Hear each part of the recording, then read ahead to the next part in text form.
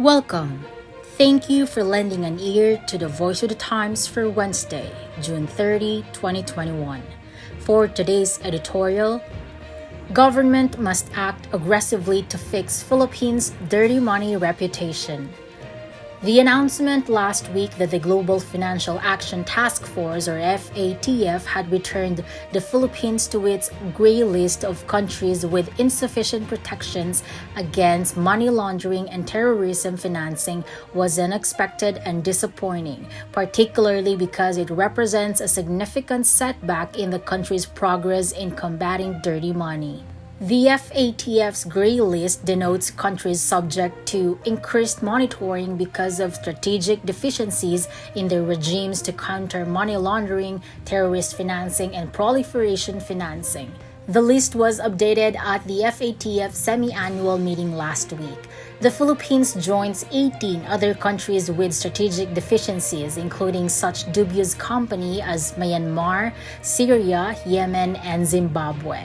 A few of the areas of concern highlighted by the FATF in its summary statement about the Philippines include risks associated with casino junkets, applying sanctions to unregistered and illegal remittance operators, enhancing law enforcement agency access to beneficial ownership information, which relates in part to the country's bank secrecy laws, and the identification, investigation, and prosecution of TF or terrorism financing cases.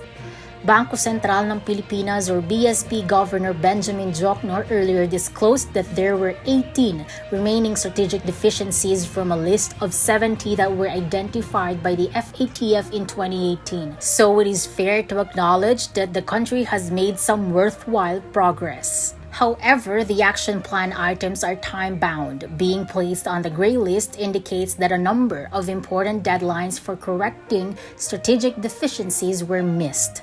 This is disappointing, and particularly so because it has been 8 years since the Philippines was last on the list of countries needing increased monitoring.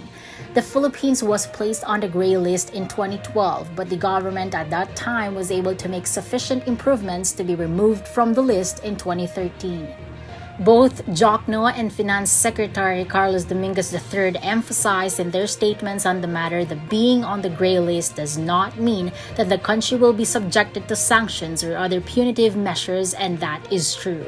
There is a risk of that if the government would be utterly uncooperative and not attempt to address the problems at all, but that is obviously not the case. However, being on the gray list does have consequences, and these are particularly troubling at a time when the economy is trying to recover from the effects of the COVID-19 pandemic. The gray list designation can subject the country to higher interest rates and increased scrutiny from lenders, and can be a poor signal for investors, negatively affecting the country's FDI or foreign direct investment flows. One obvious takeaway from the list of specific issues noted by the FATF is that, in several respects, financial developments in the Philippines, such as the growth of money value transfer services, the growth of the casino business, and as a part of non-financial businesses in general, the offshore gaming sector, have outrun the capabilities of the country's main defense against dirty money, the Anti-Money Laundering Council or AMLC. Too often, the MALC has been weaponized for use in politics, a destructive precedent first set by its role in the impeachment and removal of the late Chief Justice Renato Corona.